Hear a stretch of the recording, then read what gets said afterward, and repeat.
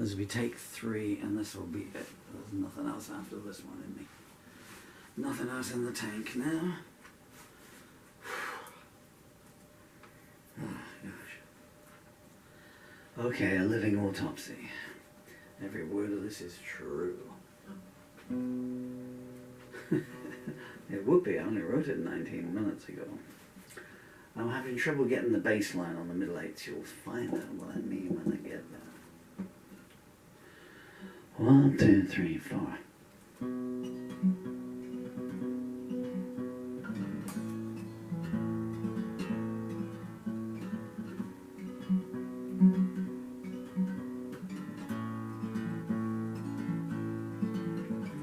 Everything's falling apart at the seams. Lost opportunities, faded dreams. The stillness is stifling, silent as the tomb. Can't remember the last time I heard a voice in this room.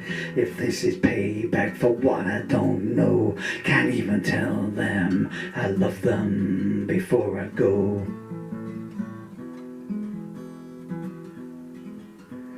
Wish I could stand or get to my knees. I'm a voice no one hears, a sight no one sees. A family motto was kill the firstborn. My christening card read, don't say you weren't born.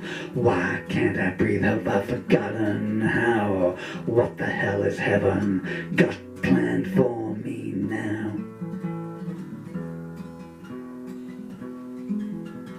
Not a single judge ever heard my plea. Never knew a law that applied to me. Waterboarding with pain until he begs. His wife just paid me between her legs.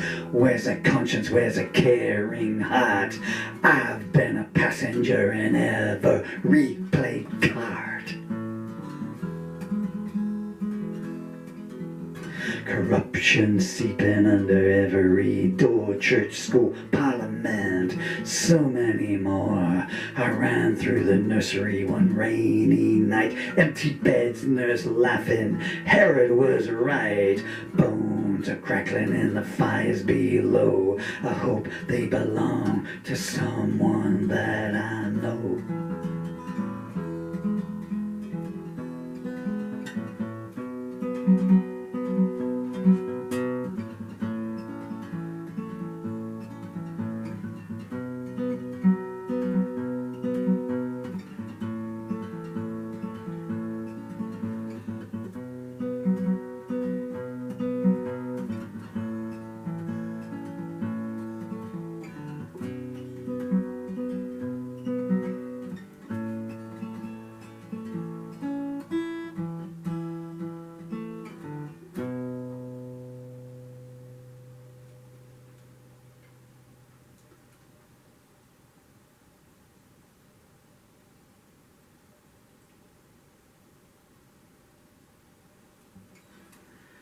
Eight bars too many, just as I was about to go to the closing. Riff, the fingers went, okay, that's called a living autopsy. That is take 3. And now I've got to get back to working on Stowaway, my last ever novel. And I'm trying desperately to finish it, folks. It's now up to 120,000 words. I've upped it to 4,000 words a day, and I'm so close to finishing part 6. I've got a little bit of part 7 written, most of part 8. I've got to zip ahead, just in case I die in the interim. There is a point to this preambling. Preambling? It's post-ambling. And so Stowaway is my 5th novel, and it's my last novel, I think. Can't turn around because I've got my legs braced up. I wish I could turn around so you could see, you know, really huge pieces of metal going down the back of my legs. I'm strapped in there. I'm like the robot from Metropolis, you know? Only nowhere near as attractive, obviously. Is that one hot robot or what, eh? Brigitte Helm, I believe. Sorry. So I think the big chunky book up there, you can see, I'm fairly certain it's there. I have no peripheral vision, but there's My Tale, A Ballad of Love. All these are available on Amazon. My Tale, A Ballad of Love is huge. It's 820 pages, and it's not your standard size book. And it's I think it's like 320,000 words. As with all my novels, written entirely in rhyme. Anyway, Faded Starless is another one. I'm plugging them, and you'll see why in a minute, or hear why. My novels are, let me work backwards, They Met in a Taxi, romantic comedy. I'm chuckling because I know what goes on there. So My Tale is a Western epic with his action, adventure, love, redemption, friendship, faith, family, and even more love, and romance. Juliet, Descent and Rise, well, I'll tell you what it's about. A lady called Juliet, his life goes down, and spoiler alert, it comes up. All my books have a happy ending, although when I started My Tale it didn't have one. I just couldn't kill the characters off at the end. Had to change it. I was 640 pages in, and I can't do it. I'm in love with the characters. What's my other novel? Faded Starless is about the entertainment industry, music, Los Angeles. Stowaway is an action story set in 1932 New York, Depression era, and it's got some pitfalls in it, but there's a lot of laughs in it. The hero and the heroine, they've got this amazing chemistry, and they banter all the way through. But as ever with my books, so you have, like, if you were to take the centre of my novels out, you just have an amazing love story, a heartwarming love story all the way through, you know. But then I have all these other plot lines and characters, and it's like, that happens to them, and then zip, you know, like, so what goes along there. But this one, Stowaway, not only has a happy ending, it's got a double happy ending. It's got a double dip ending. I'm not going to tell you what either one is, but and it's massive. I uploaded some to Amazon. I uploaded a manuscript to Amazon 2 nights ago, and Amazon said, no, it's 555 pages. No, we no printy that. So I had to, that's how come you've got this other lyric anthology, because all these lyrics were going to be bonus material in there when I thought I was going to get it in, 60,000 words and maybe 150 pages. Well, 550 pages so far, and I managed to trim some of the blank ones out, but I'm on the limit now. Anyway, where was I going with this? Oh yeah, and but it's got a double dip happy ending, and whenever I think about that second happy ending, I choke up. It is just so good. There's just 2 lines, and it just comes at you like a little shock like that. So you think you've had the happy ending, you think, oh, wow, what a lovely happy ending when that happened, and then, oh my God. Anyway, and the reason I'm trying to plug these longer than I'm talking about, I think you can probably see just how weak and faded away I am here now. I don't know. But I have to put these out there. Divergence number 2. This isn't 40 chess or whatever orange pumpkins call it. It's just, I have to latch onto that thought or I'll lose it. So some criticism, why do you put these videos up showing you, obviously, the worse for wear from this disease? I have motor neuron disease. That's what it looks like, folks. You have no body left. You just turn to jelly in the water. I have to be careful what I excise and include on this. But the reason for, I suppose the short answer is the reason for putting these out no matter what is twofold. One, the songs keep coming, and even now, there are not too many love songs anymore, I'm afraid, but So you owe it to the songs, you know. Someone taps you on the synapses. You go, get a pen and paper. I've been doing this for 45 years. Can I not take a break? Get a pen and paper. So that's it, you know, the song comes on. You owe it to the song, and you owe it to anyone else that is feeling that way there. That they don't have a friend in the world, that every agency, every lanyard wearer has turned their backs on them. That they go to the law with a standard case and the law says, yeah, we're not going to read that verdict against you in any matter, you know, any innocent man or woman in jail. Yeah, so there's multiple things in there. Well, it says, you know, corruption seeping under every door, church, school, parliament, and so many more. So for anyone that's feeling those things that maybe can't express them themselves, that's why you have to write songs. That's what we do as balladeers. If that sounds a bit grandiose, I apologize. It might be to a third party. No songwriter I ever met in all these decades of doing it feels it's that way. It's just what we do in the same way as if you went to your mechanic and you say, well, what do you do today? And he says, I changed a carburetor. And you wouldn't go, hark at him. He changed a carburetor. It's an important job. He made someone's life better by doing that, you know. I can't change a carburetor, so, you know, but he could do that, and I'm grateful to him. He improved my life by doing it. He did a job that my hands can't do, and songwriters, we do jobs that people's pens can't do.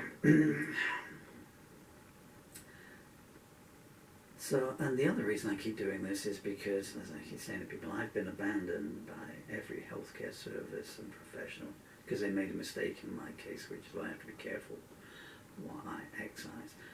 Thankfully for me, ho ho ho, the evidence is now too... They said this was depression for 3 years. Can you imagine this? I mean, by the end of the second year, me and my then wife were just screaming at them, you know. I can hear my ex-wife now, doctor. You say it in his face like that. Depression? His legs are wasting away to nothing. When they smoking out a good piece of garbage with. Depression affects people in different ways. Never in the history of the world has depression caused someone's legs to waste away. I mean, not just that, you know, but my diaphragm, intestines, and everything went through. And you know, and then when it became too apparent what was going to happen, you know, the NHS kicked me out, and I got no doctor or anything. So it's important to make these videos not for a boo-hoo-hoo, poor me kind of thing, but to put them out there. Because no MP, or indeed the House of Lords, disability representative, has got involved in this case. That includes ITN News and BBC News. I have a text message from ITN News they got on my case. Not on my case, but they're involved in my case, and they interviewed me twice. And then I said, look, instead of, you can go to one, oh, I go too far on that. But there are limited numbers of waiting lists for neurologists in this country.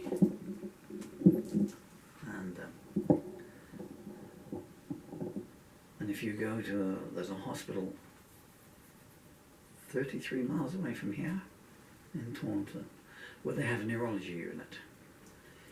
And urgent cases are seen within 4 to 6 weeks. They deliberately put me on a slow track waiting list 18 months at a health authority 70 miles away. And the only reason the suspicion is they did it so I would die before I got the appointment. They can't believe I've lasted this long, and that's just because I weightlifted for decades, you know, and there was so much muscle. I just feel like talking to you. So much muscle for the body to waste away, because I was pretty rock solid, you know.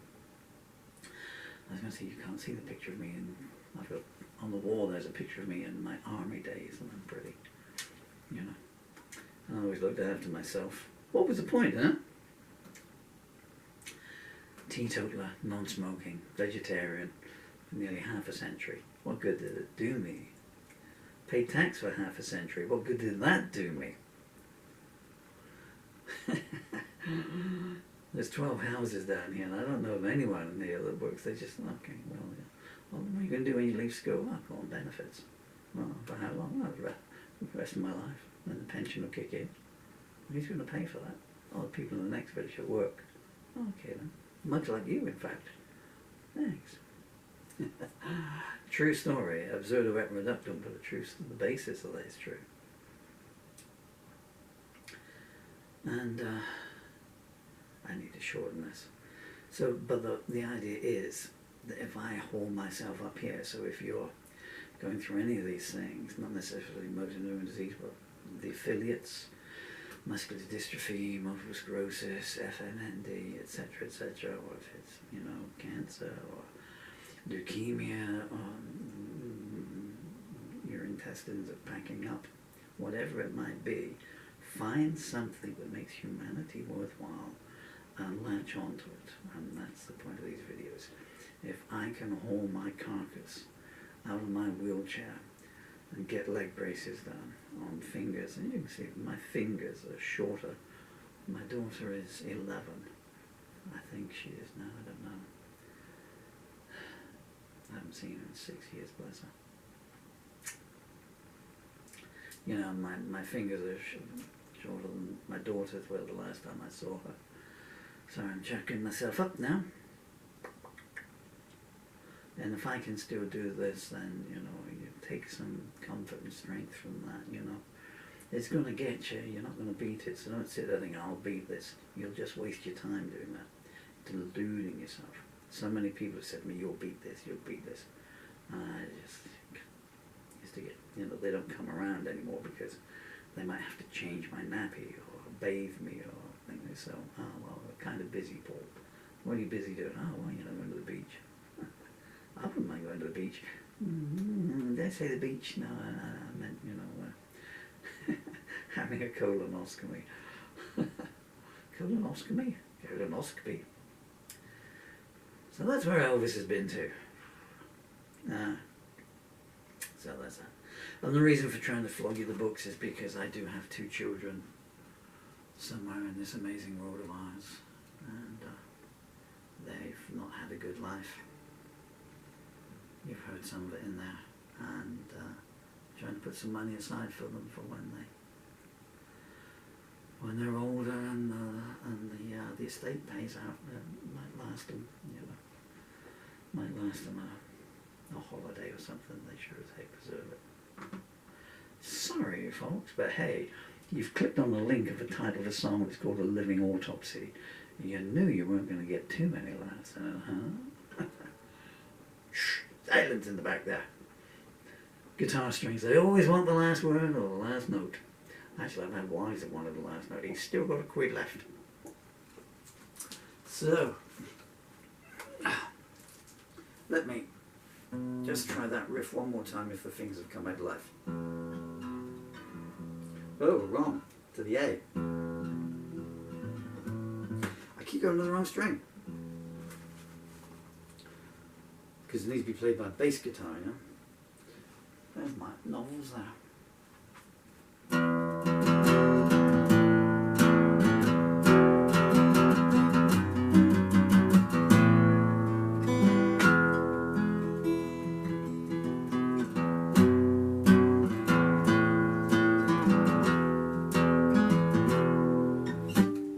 I wish I played it with a plectrum now, folks.